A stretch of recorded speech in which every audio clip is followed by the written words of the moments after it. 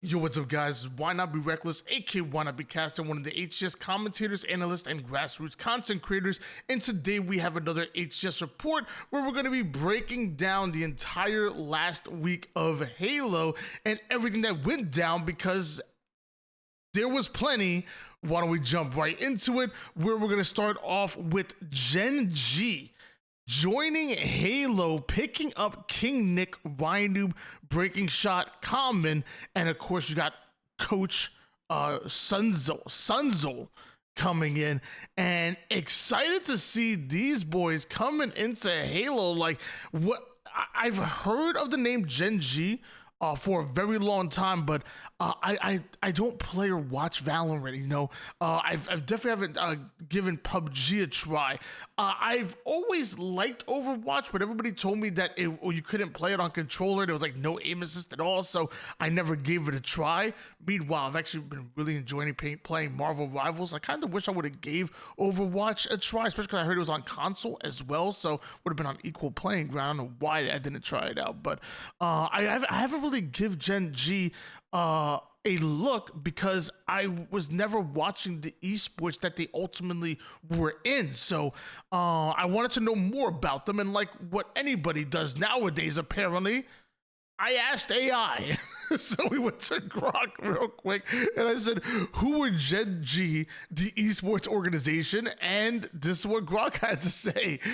Gen G, short for Generation Gaming, is a professional esports organization founded in 2017 with headquarters in Santa Monica, Seoul, and Shanghai. Originally named KSV Esports, it rebranded to Gen G in 2018. The organization competes in multiple esports titles, including League of Legends, Valorant, PUBG, and Overwatch, with teams in North America, South Korea, and China. Gen G is known for its strong presence in the League of Legends Championships, Korea LCK, winning multiple titles, including the 2024 LCK Spring Split. Its Valorant team also made history by winning the 2024 VCT Masters Shanghai, the best Pacific team to claim an international title. Beyond competition, Gen G emphasizes education and diversity through initiatives like the Gen G Global Academy and the Gen G Foundation, which offers scholarships and mentorship. The organization has partnered with brands like Crocs, McDonald's, and Puma, and was ranked the 8th most valuable esports organization by Forbes in 2022, valued at $250 million. My gosh, that is some shoot. That is some freaking money. So that's a little bit about Gen G. If you're like me, who, like I said, I've heard of them, but I didn't know what they were about. Hopefully that sheds a little bit of light into them just a bit more. Gen G now in Halo and rocking the YNOT-led crew. We're going to talk about them a little bit more in the actual video itself. But why don't we jump into another org that might be joining as far as the competitive side, who were automatically, or I guess already joining on the content creation side of things. We have Mikwen coming in, joining Envy as a content creator. For those of y'all who didn't know, Mikwen was one of the first content creators signed by Native Gaming, who just recently merged with Envy, and they're picking up Mikwen once again. Eventually, it was first content creator, then went pro, recently retired as a professional player, but has gone back to content creation and has been awesome to watch. He's so freaking knowledgeable and just an encyclopedia, a wealth of knowledge in Halo esports in general, and it's been really cool getting to work with them. I actually got the chance to work with them, I think, on 2 different videos, podcast style videos, and it was just he's well articulate, well educated, and again, just so much knowledge when it comes to Halo esports. So I know for a fact he's going to be a valuable asset to Envy in many different ways. And that includes as their newest content creator. added to the roster. Congratulations, Mikwen. Congratulations, Envy. And hopefully this means that Envy plan on picking up a Halo team. Remember, we kind of talked about that on a recent video and talked about, you know, who they could be picking up. And it kind of led us to that Triggers Down roster that we were talking about. Triggers Down currently going into pool play without an organization. You know, a lot of rosters are last minute getting picked up, including who we just talked about, Gen G coming in late and picking up this what was it? It was Reversal Perfy roster. Now Triggers Down, Lethal, Collect, Ezzo, Descended. I believe they're coached by Hoaxer as well. They have experience with the Native Boys. They have experience with Envy. Why wouldn't that be the team picked up last minute and, you know, get them an organization going into pool play? I promise you, if I had the money, shoot, I'd pick them up right now. I'm not even joking. But Triggers Down maybe being eyed by Envy. Maybe. We'll see exactly. We'll see. But it would be exciting to have Envy back in with Halo Esports. And by the way, they also already have skins from season 1. So, hey, reactivate those. Come on now. It just makes sense. Bring Envy back. Meanwhile, I want to go and dive in a little bit into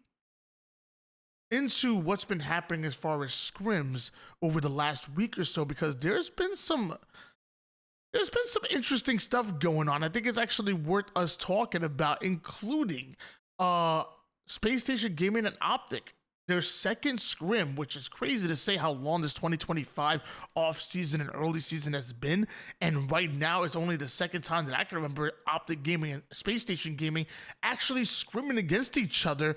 The last time it was pretty evenly matched, which said a lot about Space Station Gaming's growth and them becoming the team that they ultimately want to be ahead of Arlington. Space Station Gaming, Lucid, Snakebite, Stellar, and Eco. We talked about the fact that they would start off this season slow and I wouldn't judge them by their first tournament, but when you look at everybody else around them being so hot, Optic, Shopify, even FaZe, you know, everybody around them has started off on, you know, the right foot. It has really put a spotlight on Space Station Gaming and their slower start to the season, despite the fact that we kind of already expected that with the team that kind of chose brain over brawn a bit when it comes to bringing the roster together, as opposed to bringing in, you know, multiple slayers. They brought in, you know, multiple players that can figure it out, that are versatile. SSG and Optic went at it. The first time it was evenly matched, but this time Bound, Legend, Formal, and Renegade would get the best of Space Station Gaming, only able to take 4 out of 15. Optic Gaming taking a big 11 in this scrim and looking extremely good. We'll look at the stats real quick for this one and talk about the fact that Renegade, dude, I said it before and I'll say it again. When Renegade is playing at his best, he looks like the best player in the game. He is the main slayer, and oftentimes you'll see that he won't even lead as far as damage-wise when he's leading in slays, but it's his efficiency and his hunter-like mentality, always finding the weakened players, making sure that he's able to be aggressive towards them, constantly giving his team the advantage. And with that advantage, the Optic boys are able to fly.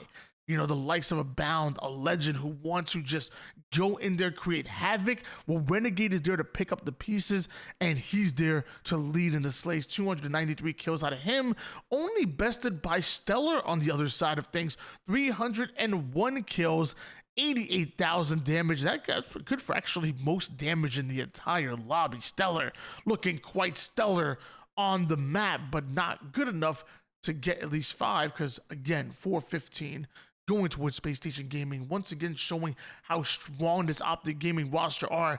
Top 2 in the world. Some might say even maybe top 1, but after that FaZe Kason land, it definitely left a lot of meat on the bone, you know. Optic Gaming coming through the winner's bracket into the grand finals, but not getting a reset or a game advantage, not even a pick ban advantage. Eventually, Shopify Rebellion coming out of the lower bracket, beat them in a best of 5 series. Optic Gaming, they're going into Arlington hot. We'll see if they show up again in scrims. But right now, we got to talk about TSM and Cloud9. TSM, Cherish, Druk, Soul Sniper, Talik, 3/4 of that third place at Worlds in Season 1. Didn't get the chance to really play together because of issues getting Druk to land. But back in Season 4, are Druk, Soul Sniper, and Talik together, and where I thought that was actually really interesting because in a year where so many other teams, well, not so many really, every other team created entirely new rosters. And if you're coming in from 2024 and didn't pay attention to any of the off-season or early season, you don't even recognize what the league looks like. But when you look at this TSM roster, like, oh snap, these three came back together. So where everybody else has made crazy changes, you see TSM going to something a bit more familiar. And it's been a slow start. I'm not going to lie to you guys. The first 3 Open Series tournaments and even scrims, I did not like the way TSM looked. And you guys know how much I love me some TSM. I was very disappointed.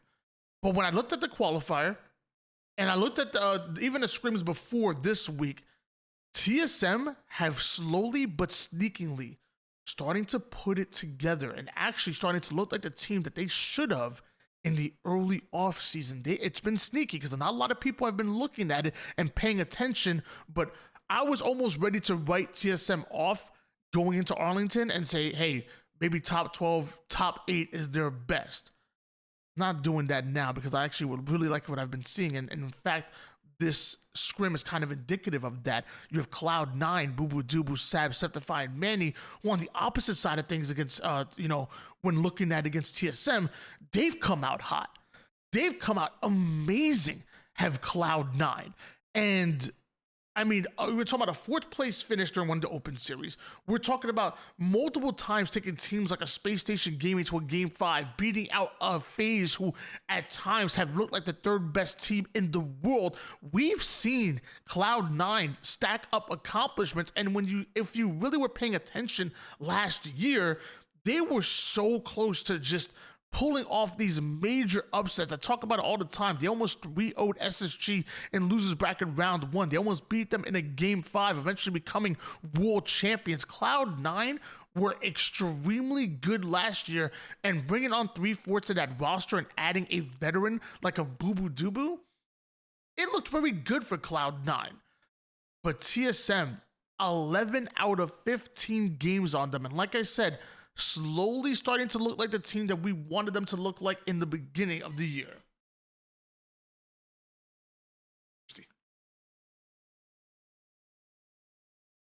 Hey, y'all be yapping, you know?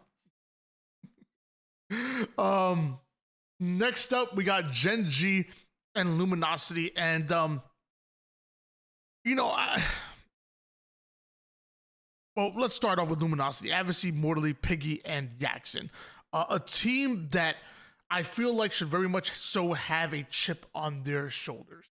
You're talking about players that oftentimes when they brought value to whatever roster they were on over the course of 3 years, but for some reason, a lot of the players like a Yaxon and an Adversary, even a Mortally, whenever that team tried to make changes in order to try to improve, it was these players that were kind of left off the roster, and it left you asking why. When you added them to a roster, the team looked extremely good, maybe the best they've ever looked, but for some reason, when trying to make changes, you would drop an Action Yaxon for some reason, which made no sense, a Mortally or Adversary. So you're talking about a team of who feel like they have so much to prove, coming together and say, hey, you know what?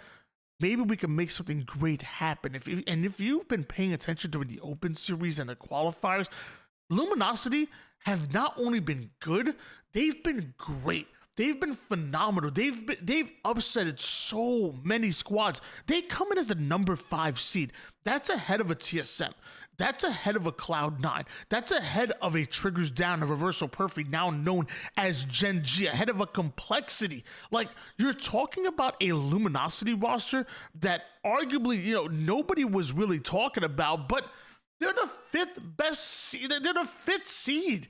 Like, that is insane. They've been so good. And And it's crazy to me that we haven't been giving them their flowers. And I think I understand the reason why. You know, when we look at a roster like a Gen G, a Breaking Shot, a Common, a King Nick, and a Ryan, they're names that we are so familiar with on LAN. And when you look at the Luminosity, Piggy has had a bit of shine on LAN, but arguably a lot of players that are, compared to the rest of the teams in pool play, are unproven. You know, they've been to LAN, they've had, you know, successes here and there, but when you look at how far of Ryan Noob and the King Nick have gone, you know, think about that E United. You know, I remember what, third place at I didn't know, actually it might have been second place at the first LAN. I think third place at the LAN after that. You see the successes that the players have had around them. The Lethals of a Triggers Down is a national champion. You look at Luminosity and you're like, you look at them and you're like, I want to love you, I'm rooting for you, but you have to do this on LAN. Let's see you beat out the likes of the teams that we mentioned. If you can beat out a Complexity on LAN, which, by the way, you're in the same pool, we become a believer. If you can 3-0 whoever the hell comes out of that winner's bracket and open bracket and looking like the number 2 seed in your pool, we will quickly become believers. If you can go toe-to-toe with SSG, and I'm not even saying you got to beat them, take a game off them and make another game super competitive and make SSG sweat, we will become a believer. But right now, the other teams around you have bigger names. Simple as that. But that may just work in your favor because the spotlight is not on you, Luminosity. It feels like right now, people don't have those kind of like big expectations. So come in as the underdog and show everybody you are as good on LAN than you are online. Maybe even better. Come in and show everybody what you are made of. And forget about people mentioning your name with the TSMs, with the Cloud9s. Forget about all that noise. That shit don't matter. What matters is performance, and make people mention your name with your performance, Luminosity. So we'll see. Well, give a little pep talk. I don't think any of them are even going to hear what I just said and whatnot. But if they do, somebody clip it and send it to them. And Luminosity, dude, show the world. Just show the world who the hell you are. Meanwhile, Gen G, like I said, Breaking Shot, Common, King Nick, and Ryan Noob. Another squad that has started off a bit slow, but I don't think any of that will really matter when we get to LAN. You know, the FaZe K-Sun event obviously only had 4 teams in it, so far this is the first LAN where we're going to see every single one of these teams outside of FaZe, Shopify, Optic, and SSG. So we always are ready to judge Gen G about what they do on LAN versus online. So Luminosity, again, showing us what we already know. They're good. Shoot, they're great. But right now, we know this online. We need to see them on LAN. Next up, we got to talk about Cloud9 with the 9-5 over Triggers Down. And once again shows us that Cloud9 are the real deal, man. They got a 4th place during the Open Series, and nobody is giving them the respect they deserve, they've demanded. You know, for me, I know that Cloud9 are good enough to push many teams to their limits. They've already done it, or at least 3/4 of that roster has done it last year to multiple teams, including your world champions. But the problem with Cloud9 has been the clutch factor. They've been amazing in the Game 2 Slayers, but haven't been able to figure it out in the Game 5 Slayers. Like, Cloud9 need to clutch in order to win some of these close series against some of the best teams in the world. We'll see if they're able to do so.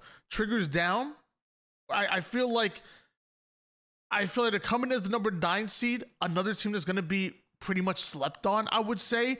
But that's something that works in your favor. You know, you have Lethal, who is the experienced one out of this young group of very talented players, and Ezo, who another, I would say, very similar to the Luminosity boys, but even more so. He's young, he's fresh, and he's gonna become a household name very soon here. Ezo is extremely talented, and a lot of people are gonna learn his name very quickly. I was watching this dude back in the AB league and whatnot, doing clan stuff, bro, and I'm like, yo, y'all been hiding him.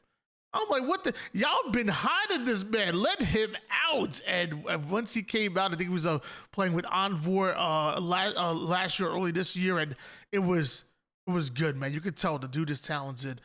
Joining the likes of a Descendant Collect, who you kind of put in the same kind of bucket. Young seemingly came out of nowhere, but took over. Triggers Down have a lot of potential, but now we have to see them reach that. And Cloud9 were able to 9-5 them in this scrim. So again, I would say just like Gen G, when it comes to a team like Triggers Down or Gen G, I look at their scrims and I'm like, okay, but I don't completely judge them, because those are the types of teams that are like just totally different on LAN. We'll see what they have, but Cloud9 winning out that scrim. Meanwhile, we go up against Optical Gaming and TSM, and I said it before and I'll say it again. Cherish, Drug, Soul Snipe, and Talik, man. They started off slow, and which is crazy, because before, when the offseason started, I had high hopes for TSM. I was talking TSM competing for top 4 in the world. Meanwhile, what did we saw? Maybe 2 or 3 top 12 finishes in the Open Series. Doesn't even include the international teams in the Open Series. But they've been moving different, man. They've been moving freaking different. 11-4 over a Cloud9 roster that's been giving them a lot of troubles. That's great. Taking 5 out of 14 games against an Optic Gaming, that's great. Like, now, granted, obviously you quote unquote lost the scrim, but dude,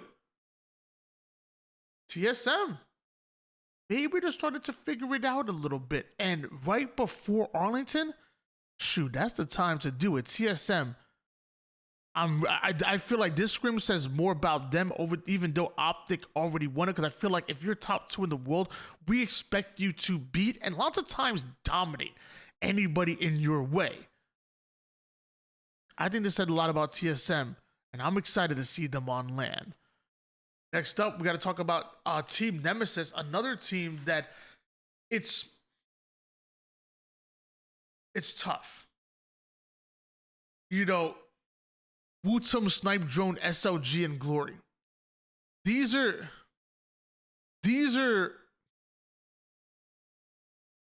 players that are going to be underappreciated as well.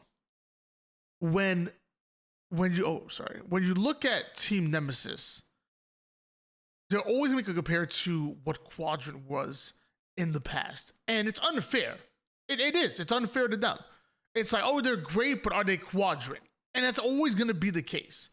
And, you know, Legend got poached from that Quadrant roster, brought over to North America and won a world championship with SSG, and now is on arguably the top 2. Some have him as top 1 team in the world.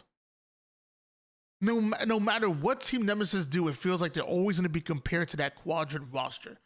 And then on top of that, being from Europe, we don't get the chance to see them against our top teams in North America much, because just playing, you know, you guys know how it is. You guys play the game. If you're on 80 or more ping, you're not even like playing real Halo at that point. At that point, you know, it's an entirely different game. It feels like, and they have worse than that. 150, 200, 300 ping. It's impossible for them to get valuable practice against the North American teams. However, when I believe they might be boot camping, and now they are on LAN, and now they get to show how good they really are. 5 of 16 against Shopify Rebellion, who I have as the hottest team in the league. Psycho, Frosty, Last Shot, and Royal 2 are my favorites to win Arlington. Won the face case on LAN. Some people put an asterisk on that. That's on you. But if you look at their body of work throughout the offseason, they got the head start and were dominating early. The early season, Open Series, they won 3. Open Series and qualifiers, they won 3 out of 4. Shopify Rebellion are those dudes right now. If you want to be the best, you got to beat the best. Well, Team Nemesis were able to beat them 5 out of 16 times. Hey, if you're looking at a top 2 team in the league, like an Optic game, like a Shopify Rebellion, which TSM and Team Nemesis did, You need to show off your growth, your improvement, and who you are on the backs of them. And if you're able to push them, if you're able to get some valuable wins, I take that. Because if you're able to take 5 of 16 against a Shopify Rebellion, who's to say that you can't take 3 out of 5 against a Reversal Perfy? If you're able to beat a Shopify Rebellion 5 times, who knows? Who's to say you can't upset an Optic Gaming? All I'm saying is, you come in, you practice, you put in the work, and then when you go up against the top 2 teams in the world, you show off what you are really made of. You go all out and push them. And I think that's what Team Nemesis and that's what TSM did. And I am impressed. I really am. TSM started off a little bit slow. Team Nemesis, we're undervaluing them constantly, comparing them to the former #1 team in EU. We don't get to see them against North America as much. Well, now we're seeing them. Now they're showing out. Ladies and gentlemen, that is your HCS report. A little bit of dramatic with that one. Hope you guys like that. Well, I want to put a little more drama on the videos going forward. That was actually fun. A little storytelling there. Let me know in the comments down below what you guys think of everything we just discussed. You know, from the new teams or the new organizations to how scrims have looked. Who do you have winning, or what's your top 8 placing? Tell me anything in the comments down below. And of course, we're giving away big money to one lucky subscriber who comments down below. We're giving away $1 to one lucky subscriber that comments down below. So don't forget to like, don't forget to comment, don't forget to subscribe, and I'll see you next time